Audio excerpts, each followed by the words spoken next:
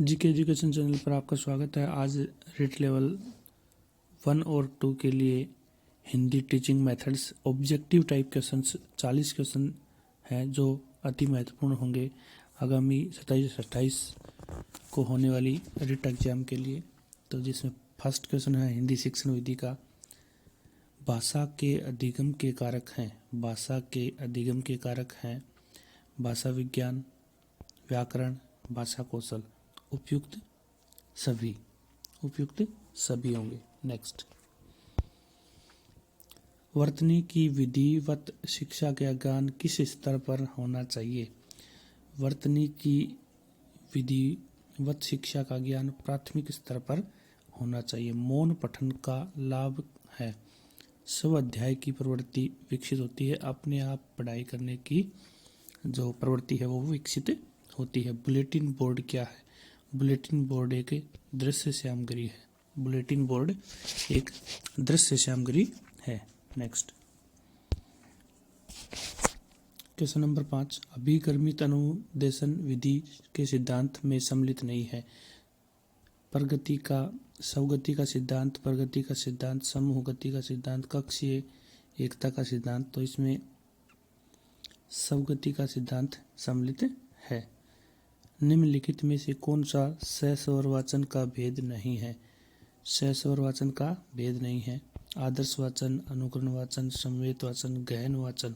गहन वाचन है वो सहस्रवाचन का भेद नहीं है, वो मौन वाचन होता है।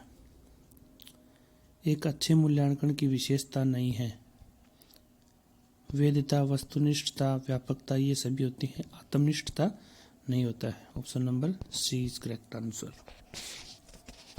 वस्तुनिष्ठ प्रश्न का प्रकार है आलोचनात्मक, विश्लेषणात्मक, मिलान प्रश्न। मिलान प्रश्न ये ऑब्जेक्टिव टाइप क्वेश्चन ये वस्तुनिष्ठ प्रकार के होते हैं।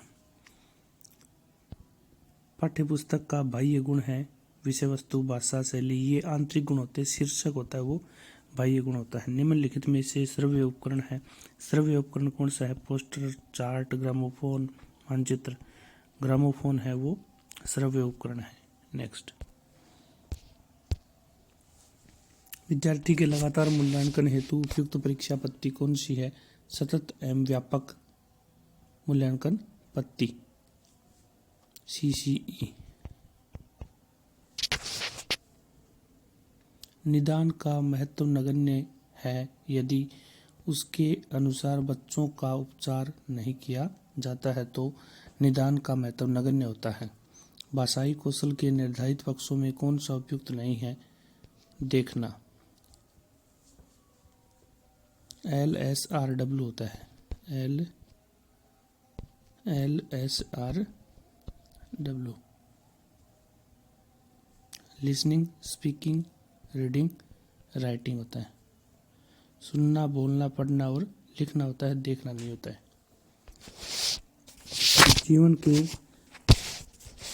जीवन के आरंभिक दौर में मातृभाषा सीखने का सबसे प्रमुख स्रोत होता है परिवार। निम्नलिखित में से वाचन शिक्षण का उद्देश्य क्या है?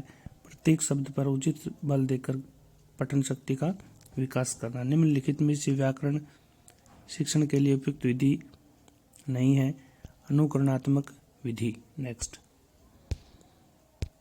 है क्वेश्चन नंबर 17, हर्बर्टीय पंचपदी में विधि में संबंधित कौन सा कथन असत्य है? यह विधि बौद्ध स्तर के शिक्षण से संबंधित है, यह गलत है। निगमन विधि का सिद्धांत है सामान्य से विशिष्ट की ओर। पत्र लेखन और निबंध लेखन के शिक्षण को कहते हैं लिखित रचना।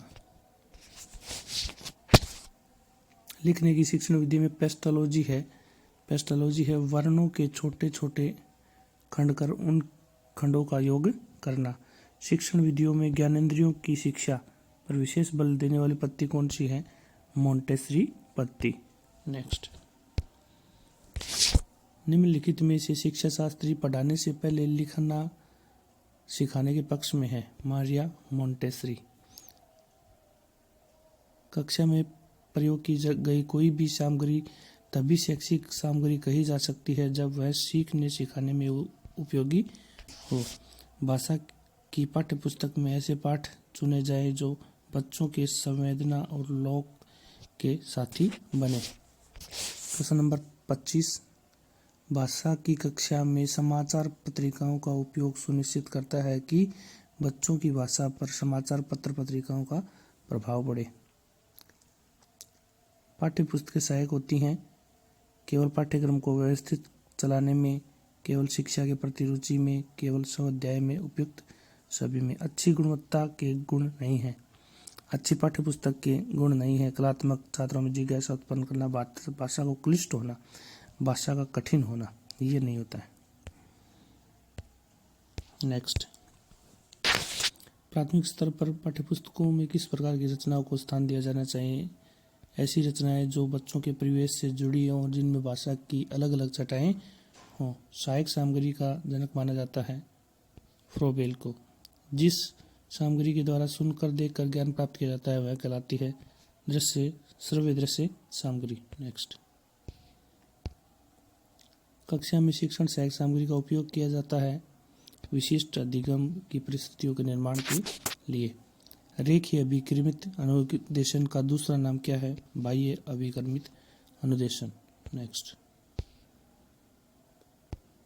निम्न में से कौन सी विधि अपेक्षाकृत व्यवसाध्य मानी जाती है? भाषा शिक्षण यंत्र विधि। सूक्ष्म शिक्षण अध्यापन क्रिया अभ्यास का सूत्र है जिसमें एक विशिष्ट अध्यापन व्यवहार को नियंत्रित दशाओं में सीखना संभव है। सूक्ष्म शिक्षण की यह परिभाषा किसने दी? एलन व ईव के द्वारा। अध्यापक का सहमति में सिर हिलाना किस पुनर्बलन के अंतर्गत आता है? सकारात्मक अशाब्दिक पुनर्बलन।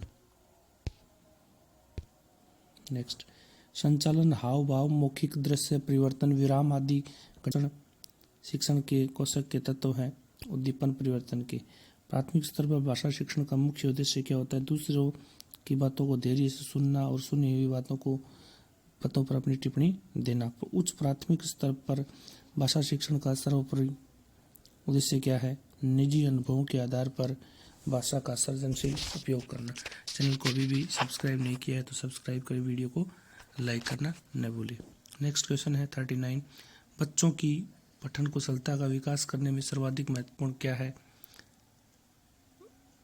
भाषिक संरचनाओं का अभ्यास करना, अब अर्थ की अपेक्षा उदाहरणगत शुद्धता पर विशेष ध्यान देना, विभिन्न संदर्भों से जुड़ी सामग्री, पाठ्यपुस्तक में दिए गए अभ्यास। तो भाषिक संरचनाओं का अभ्यास करना।